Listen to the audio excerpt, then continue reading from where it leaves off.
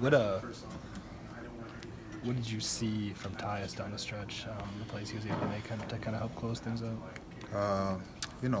Tyus is, for me, I think his strength is really he communicates well, but he knows how to run a team. When he's on the floor, I'm really comfortable with him, constantly communicating. I'm always talking to guys, but he's always, communicating. But in terms of running the team, I really think that's his best talent. Just how nice was it just to get Carl back after a couple of years of him going? No, Carr's huge, man. I mean, for us, we've become the type of team, we face whatever really that we got to deal with, whatever adversity. That's kind of become us.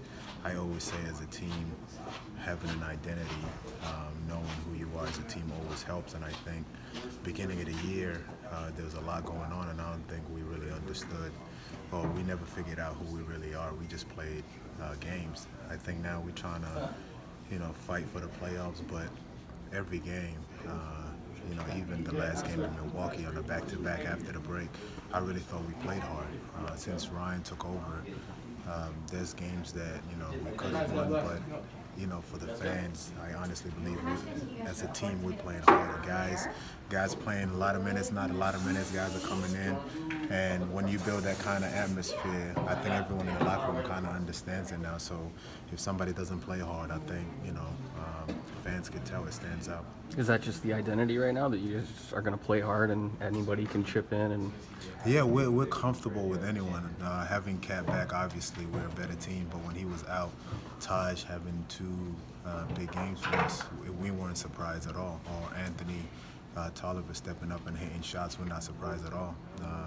We're getting comfortable with some nights it's going to be yours, some nights it's not, but you do whatever it takes for the team to win. What does it mean to you when a coach recognizes your strong play by having you finish games? It means a lot. But I think for me, for me at this point in my career, it's really trying to win games and trying to affect games. Trying to use, my knowledge of the game out there on the court. I'm not, going to go out there and just fire shots just to get my points up. I'm going to try to take smart shots, attack when I can, but as much as I'm focused on myself, I also know for everybody in the locker room, especially the young guys, I gotta always set an example in terms of how I play and how hard I play. I've been there where I've scored, I've been an all-star. I've been in the league for a while, so for me, it's a role that I really like and I enjoy. You talked about impacting the game when you look in the box score every night and you're not only plus, but you're plus double digits. Is that kind of the impact you're hoping to make on a nightly basis? Yeah, for me, I just look at every night is going to be a different role. Some nights it's going to be a lot of minutes, sometimes it's not, but I just try to really see what I could do out there. Sometimes my shot is not, fun, and so defensively might be the assignment, or getting everybody going, or if Derek or somebody in the team got it going, I'll probably offensively take a back seat and try to just play off those guys. So it's just reading how the game is going. The main way you guys are different under Ryan these last 6 weeks, is it more intangible, like you were saying, and finding out and learning who you are, or is it stylistically as well, in terms of how you play? Yeah, well, I think what the best job that Ryan has done is really he made everybody in the locker room believe that he believes in them. I don't think anyone in the locker room can say Ryan hasn't given them an opportunity.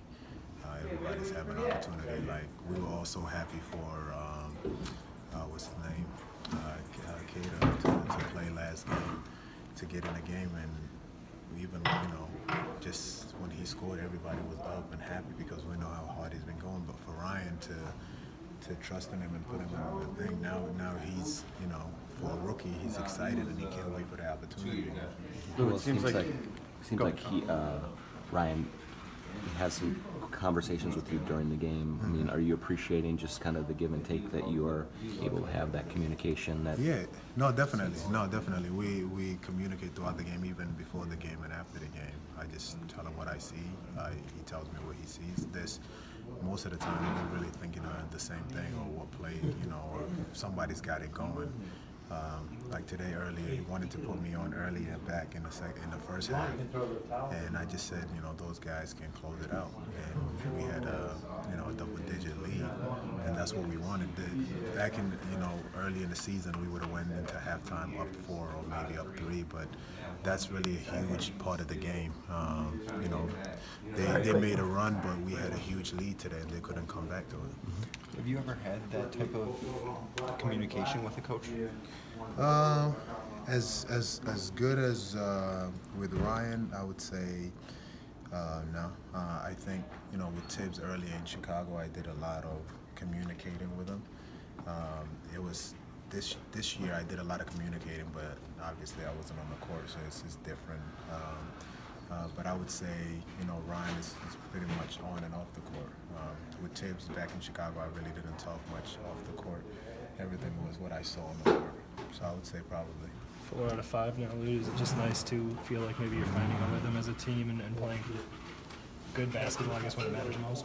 Yeah, I think it means a lot, I think, for us and also for the fans, the fact that we know where we are. I've seen a lot of teams at this point where it's either the front office is looking for something different, or guys just mindset is like already gone where you're not trying to like chase the team ahead of you. But so far coming out of the break,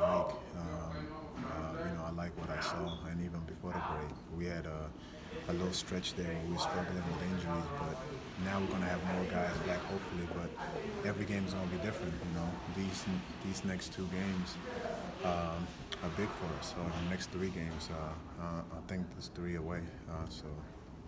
Well, it looks like, at least from the outside, that you and AT defensively have a lot of good chemistry and communication and being switch partners. Is that something you're recognizing that stands out with him compared to Yeah, no, it helps a lot. It helps a lot. I mean, today's game is so many pick and rolls and screens, and he just, with similar sizes, so he's great at communicating, and it makes it a lot easier when we're out there on the floor. I mean, when you're guarding someone who's going through screens with the 4 and the 5, and you gotta know the coverage, or sometimes it's kind of hard to keep up with it. So it makes it a lot easier when you have a 4 that can switch with you. Same size, kind of. Yeah. That you guys are the same size. Kind of makes that work. Yeah, no, definitely, and that's what Golden State have been doing, and now the rest of the league are kind of following. But it makes a huge difference. So many pick and rolls in the game now.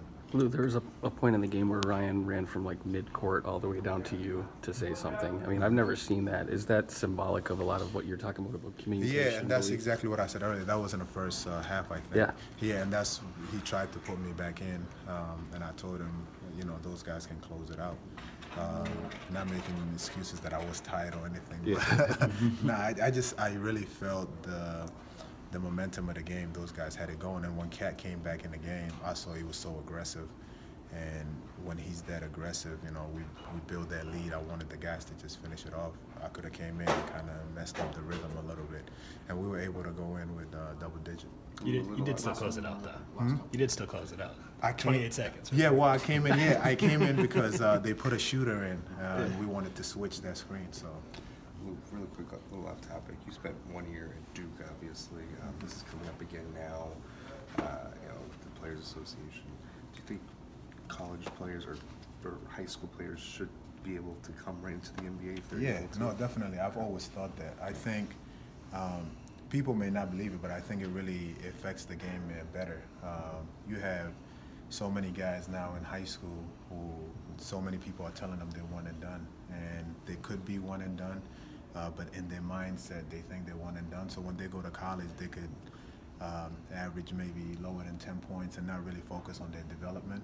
When you got guys that are strictly labeled, you're going to the league from high school. Everybody else goes to college to get better. It kind of changes the mindset, and I think it helps the game.